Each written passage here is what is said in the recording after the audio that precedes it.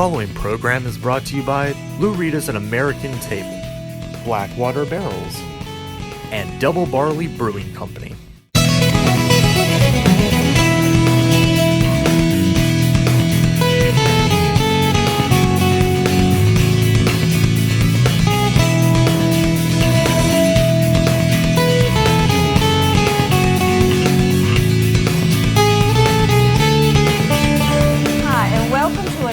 Edition of Crafting Business in our mini-series on the craft brewing industry. Excellent. I'm here with Lou Reda of Lou Reda's An American Table, who is an entrepreneur himself. Mm-hmm. How long have you been in business now, Lou, here? Well, I've been here almost 3 years now. Gosh, it seems like much longer than that. Definitely. It does. But what a successful venture here.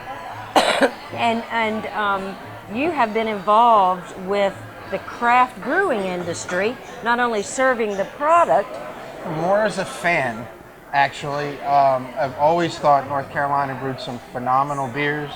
I know there's other states that get a lot of credit, and they certainly were on the forefront.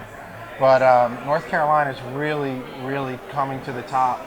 And I wanted to support that, and I wanted to be a part of that. And I'm not a brewer, but I have a palate, and I have a restaurant, and so that gives me a platform to sort of thump on North Carolina craft beer. So, you know, I have all these 10 taps, and there's never been anything other than North Carolina crafted beers on the taps. Oh, that's there wonderful. Never will be. They made one mistake once, and somebody hooked up a mistake, and I actually cut the plastic and redid the entire line. So I can still say there's never been in those lines anything but North Carolina craft. There you go. And you're correct. It is one of the fastest growing industries, not only in North Carolina for entrepreneurs, but in the Southeast. North Carolina has now gotten a name for being among the top. A great reputation. Yes, indeed. I've been to Maryland and Delaware, Pennsylvania, and even as far as New York, and I've seen some North Carolina craft beers wonderful. Out of state. So I was very excited.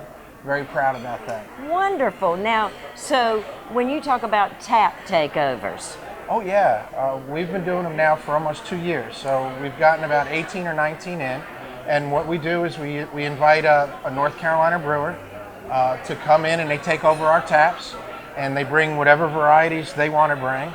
They come to the bar, they bring whatever swag they want to bring, and just talk to the customers, and the customers really want to hear their story. Yeah. How they got started, you know, what were the pitfalls, how they endured, what brands kind of launched them, and what are they rolling with now. And it's funny, when we sit and we watch, they'll come in early, and they'll start with flights, and they'll start with 4 that they think they want to try. They'll find their favorite, and that's kind of what they zone in on for the rest of the night. Okay. But it's been a lot of fun, and we paired food specific to that beer for that night. So the people at the bar who you know don't want to really eat, but they're drinking, so might want a little bit of something, can get something prepared just for that one night. Well, that must be an art in and of itself. It's fun. The pairing the different kinds and flavors of the craft brew. Well, to be honest, too, the brewers do such a great job with giving us different flavor profiles to work with, from light and heavy, sweet and tart, and it's just a whole palette of flavors to work with. So it's really cool to be able to taste the beer and go, you know what I think, and chef goes, I think, and we start putting stuff together, and most times it works, sometimes it doesn't, but we have fun, and that's really why I did this, was for everybody to come and have fun. And you're right, behind every brewer, there is a story. Yes. Oh, and a great one. There are multiple stories. Yes, it's a great story, and you'll find a commonality to those stories, but mostly it's, I wanted to do this. You know, I believe I can do this, and they do it. And you know how many times they failed brewing that first beer? You know, like me trying to make my first lasagna when I was a kid. The first 3 or 4 were almost inedible. And then you just stick with it because you know you can do something. And that's been a common theme through all of the brewers that I've talked to is, I know I can do this, and they just had to kind of stick to it. That's part of being the entrepreneur, is not being deterred. That's right. Move it from the kitchen to the marketplace, not just as a brewer, but as a distributor, so that everybody can become aware of the product. And we rotate out taps all the time. I don't think there's been one beer that has ever been constantly on tap here. Now there's some favorites. that we keep a lot of. Those are mostly my favorites. But they've all been cycled through and they've all been rotated through. Everybody gets a chance. Well, that's so interesting, and it is an exploration. It is sort of a journey. It is. And a lot exactly of, right. particularly young people, and not just young people, but people will spend their weekends going from place to place to place just to try the different types of craft products. And I have a lot of people that do that. And we actually tour breweries. I take my staff to different breweries. We've been to Mother Earth, we've been to Natty Greene's, and Carolina Brewing with Joe Zonin, and I'm trying to get them to not be afraid of beer. Beer's kind of the new wine in restaurants. You know, it used to be they were afraid of wines, reds, whites, and cabs, and they didn't know beer was easy then. And it's a little more complicated now unless you educate them. So we go and we get them to learn about top fermenting, bottom fermenting, what's an ale versus a lager, why it smells the way it does, why it tastes the way it does, and touch the ingredients. And it kind of takes that, you know, it's like pulling the curtain away from the wizard. Right. You know, it becomes more approachable and easier to sell, and so easier, more comfortable to talk about. And of course, everybody knows they have the funnest names, which there's stories behind every one of the names. Yeah, those are really cool as well. It There's really is. Awfully creative people. Yes, indeed, I agree. Involved with these breweries, yes. I and agree it's a good thing too. Definitely. I think it's obviously very popular here, and people obviously know that you are now putting products out there. Oh yeah, and it's fun too to get the staff to.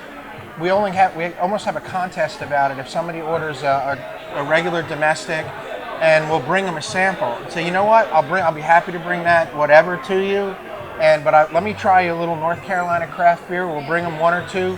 That's in that palette that they've ordered a beer from. And really, 8 out of 10 times they'll go, you know what? This is delicious. I'll have one of those. Well, that's interesting because I would not know where to begin. What to order myself, so I greatly appreciate somebody that's going to come suggest something based on perhaps what I had tried. And then we always have the big board listed of what beers we're carrying. That's wonderful. And who the brewer is. So very exciting stuff. Take a quick break and then we'll be right back to talk a little more about it. Thank you. Please join us. Coming up on Crafting the Brew.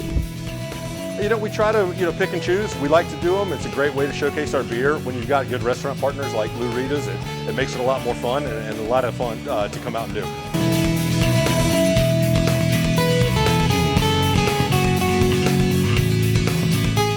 This is Lou from Lou Reda's and American Table, inviting you to come in and taste the made-from-scratch food at our table.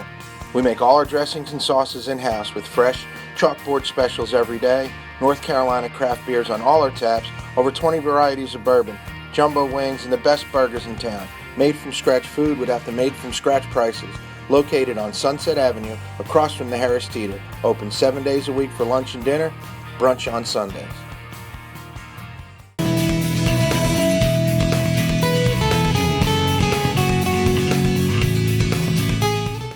Well, the event's a tap takeover tonight. We're hosting Natty Greene's from Greensboro. And they've came out and set up six new brews, and got a good crowd going at the bar and just talking and telling stories. Well, maybe I can bring him in a minute and let him tell you about his beers. I just know that they've been really great corporate partners for us. They really take care of that brew community, and they're doing a great job in Greensboro. So we wanted to have them out. They did a great job for us last time. And we do it once a month. The first Monday of every month, we get a different brewery comes in, takes over the taps. We do some really cool food, for that tap takeover. And we just have a good time, man. It's just about, enjoying North Carolina craft and some tasty food. Well, for me, it was trying to find some of the early brewers in North Carolina, some of the more established ones, and getting their history. How did they get started? What was the impetus for them to go from brewing in their bathtub with a bunch of buddies to, being one of the region's biggest brewers, and that story, that entrepreneurial spirit, and that story was fascinating. And the more I learned about that community, the more I wanted to be a part of it. And I can only be a part of it from the user end, from the tap end, but I wanted to support it as best I can. And we talked earlier in the show about, all the taps have always been North Carolina craft beers, and we just want to keep that support going. and since they were one of the early bigger breweries, and I found they've helped a lot of brewers along the way. They've welcomed people in, taught them how to get from the bathtub to the kettle, and how to grow their business and grow it successfully. And that kind of entrepreneurial spirit and sharing is really what that community is about, and I wanted to be a part of it. So I think it's important. I would. The next Tap Takeover will be the first Monday in June, and I'm not sure who the brewer's going to be yet. We're negotiating with a couple of them. As you can imagine, they'd like to come out, and it's getting easier now to find breweries that want to come out. Before it was Rocky Ware. If that's on the other side of Raleigh, we're not interested, kind of thing. But through perseverance and entrepreneurship and building them into a bigger business, now they're willing to come. They come from the foothills, as they say, and they do a great job. So we're excited about it. Well, tonight Lou's been gracious enough to give us a tap takeover to feature some of our beers. We have a few of our year-round perennials that we do, and a brand new seasonal that we've just released as well as a silo series, which is our very limited release draft. In our core, we're Southern Sessionable ales. We have Buckshot, Southern, and Wildflower, which are our year-round beers that we always do, as well as a brand new release, Mount Mitchell, which is a single hop IPA. And then we have a seasonal program as well, and we do small batch sours. Sure, it started back in the, mid-90s. A couple college buddies developed a passion for craft beer, and they started out with a craft dedicated bar. Fast forward a couple years and a couple bars they opened up later around the Triad. They decided to sell all those restaurants to existing employees in order to raise capital for a production brewery. So they did that back in 2004, and that's when Natty Greene's really got started after a little brew pub in Greensboro. So now we distribute from DC all the way down to Savannah, Georgia, and it's been a great ride so far. We try to pick and choose. We like to do them. It's a great way to showcase our beer. When you've got good restaurant partners like Reda's, it makes it a lot more fun and a lot of fun to come out and do. Yeah, I tell you what, we did one, about a year ago, Lou? Is that right? And just established a good relationship, and he's fantastic about being dedicated to North Carolina craft beer and being really focused in his restaurant with doing North Carolina craft beers, and I think he rotates through and may do a couple of them from time to time, but luckily we're enough where we can get in the rotation and come interact with some of these customers and come out and visit Rocky Mount a little bit. Well, we're in pretty much every grocery store in North Carolina, Virginia, South Carolina that you can find, and hopefully, if you're going to good bars and restaurants, we're on tap there as well. At nattygreene.com, we've got all the Facebook, Instagram, all those sort of things. You can find some Natty Greenes. And welcome back to our show, The Crafting of Business, here with Lou Reda at Lou Reda's An American Table, and we were talking about the popularity of the craft beer. Big boom. Yep. Yes, it is. And how so many people now use places like your restaurant as a destination. From all over the region. So they Drive don't have to go hours to away. the supermarket and buy a 6 or 12 pack of something. They can come to places like mine that have 10 varieties plus many bottles of other varieties and kind of pick and choose and find their way around it. And of course the food's really good. And, Always. And we find that combination is really starting to catch on. It wasn't an intentional thing, but we've got people coming from Durham and Chapel Hill, Raleigh, to come eat with us, and they like the fact that we support their local brewers. Greenville, Tarboro, Wilson. We're really drawing a nice, I can't say foodie crowd, but a nice beer and food combination crowd now. Well, they so like really an experience. Cool. Well, that's what they're into, the adventure of it. So to drive 45 minutes or an hour, mostly highway, to get to a destination that they haven't been before, they've heard great things about or read great things about, or friends have eaten there, they're like, it's not that big of a chance anymore. It used to be hit or miss when you went out, and now what we're doing here is consistently really great. And so people are willing to take that ride and give it a try. And thanks to social media, which I know you're very active in. Oh yeah. People, it's amazing how much they share food and beverages. More than baby pictures. Yes, across the social media. They share media. food pictures and news about beer and bourbon and other, handcrafts faster than how the kids are doing or what happened Isn't that in school. amazing? But that's wonderful for you. Oh, because it's great news for me. Yeah. That's how it spread so far and wide. No, you're right. No, that's exactly right. So That's such a great opportunity, and it is really placing North Carolina on the map. Not just it is, but I also think it's doing a lot of other great things for North Carolina. 10 years ago, who had a hops farm? right. Anywhere in North Carolina that I know of, not any. And now there are farmers that are rotating hops into their crops. So the brewers that really want to be farm to table can do that now And purchase their product locally. Right, and hops are a lot like, and I don't know a lot about it, but what I learned is, the soil has a lot to do with it. Okay. Like any really vegetable that I'm That's aware right. of, so it kind of made sense that you get different palate profiles from the same variety. Here will taste a little different of that same variety grown somewhere else because of the soil. So you can get a lot of subtleties in brewing that beer the same way I would get the subtleties of the local grown produce versus something shipped from Georgia or California Right, or Florida. right. And so those unique flavor profiles kind of make us, and then that's kind of cool. Well, the blend of what you offer in the North Carolina craft brew and the food Yeah. that you offer, which your menu constantly changes. It changes a lot. We have a core of a handful of things, and then we just kind of do seasonal around that. But just it makes sense. You cook what's fresh. You cook what's growing now. Right. It's healthier. It tastes better. People just enjoy it more. You're trying to sell some heavy winter dish in the summer, or some really light springy thing, and in the wintertime, you cook what the earth provides. And a lot of these craft brews that we've been through, Mother Earth comes to mind, and others, they really are aware of what they're doing and how they can impact the ecosystem, and Right. what they do with their waste, and how they give it to hog farmers or I've heard that. yeah, and so they're not making any money off of it. They're not dumping it into a landfill. There you go. Even There you our go. local community college has been here and wants me to get with one of their chefs to see what we can do about using some of that byproduct in like a bread pudding or a cake or something. Oh, how granola nice, bars. yeah. There's some way that we can use that other people can just kind of keep that food chain going, maximizing that investment. So Well, it's pretty cool. I will tell you that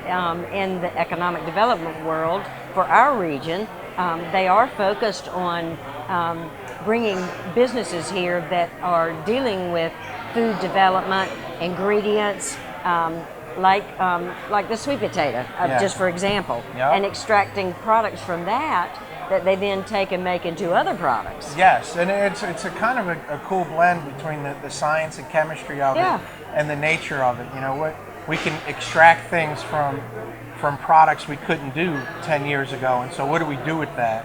And how do we do that and keep it healthy and make it so everybody can afford to eat? It's just a really, really cool thing going on right now, and whatever small part we're playing and having fun doing it, I'm glad to be a part of it. Well, it seems like it fits very well, and it certainly Yeah. makes for a wonderful dining Yeah. experience in your establishment. Well, it works. It's a great blend with the brewers. They have a culture where they help each other, they support each other. Exactly. And it's kind of that, the rising tide raises all boats scenario. But them, more than really most any niche that I've come across in my 30 some odd years in the restaurant business, is more helpful to each other, and more helpful as a purveyor to me.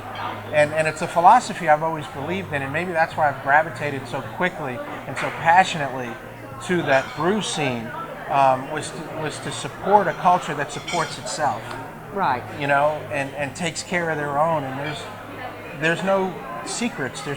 Everybody are using the same ingredients. Or if they have mistakes or they've worked through some of Right, those mistakes. and they actually will mentor other That's right. other new brewers.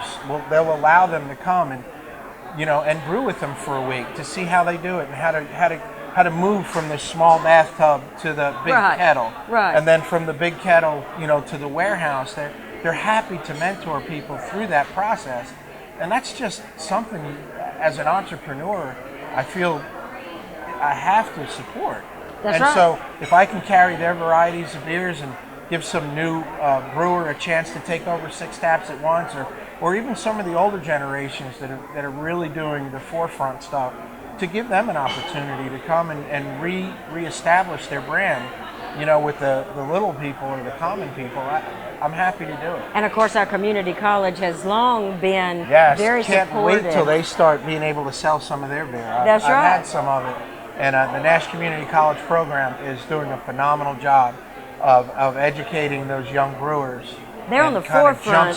Jump starting, that bathtub brew kind of mentality. Really, they're on the forefront of a trend, I think, in our state that is just growing massively. I'd agree. And they do a wonderful job of tailoring the programs like the Brewmaster program. They're one of the best in the state at tailoring their programs to the needs That's right. of North Carolina. That's right. And actually I think they're talking about a distillery class to learn how to distill whiskey and other spirits. And so again, a lot of that's going to the craft side, the mom and pop kind of bathtub stuff. And so, again, they're helping. So a lot going on in Rocky Mount to be very excited about. That is very exciting. We got Koi Pond that's open and running, doing a great job. Sweet Taters is coming soon.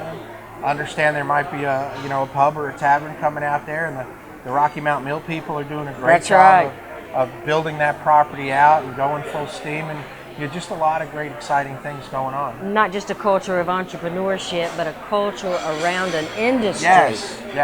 That has just taken a life of its own. Yes. And it's very exciting. Yeah, it is, and it's if we can't get the support from others, we'll support ourselves. That's right. And that's kind of how it's all growing out, and it's how we built this restaurant. Well, Lou, I know you want to tell people how to follow you on Facebook or... Just go to Lou Reda's An American Table and like us on Facebook, and we post all our specials. You can see wonderful menu stuff. You'll get to know all the tap takeover things we're doing. We have a big chalkboard now. We're running 3 or 4 or 5 specials all the time now. And so just to kind of keep involved on what we're doing, and we also use that platform to let people know what's also going on in Rocky Mount. Mm-hmm. We post Koi Pond, Sweet Taters, other local businesses that are doing well in our community and need help. We try to support them through our Facebook page as well. Well, so when exciting. You like us, you're liking everybody. So. It's exciting. It's very, very exciting. Good. And we greatly appreciate you being a part of this series and a part of support to this industry. And you've done a fabulous job here with Lou Reda's. There you go. Great stuff. Thanks for joining us. Thank you. Next time. Practices, the distillation practices, the actual science behind the brewing, but really understanding how to put together a business model and really stepping out on their own so they can transition from making 5 gallons of beer to making 5,000 gallons of beer.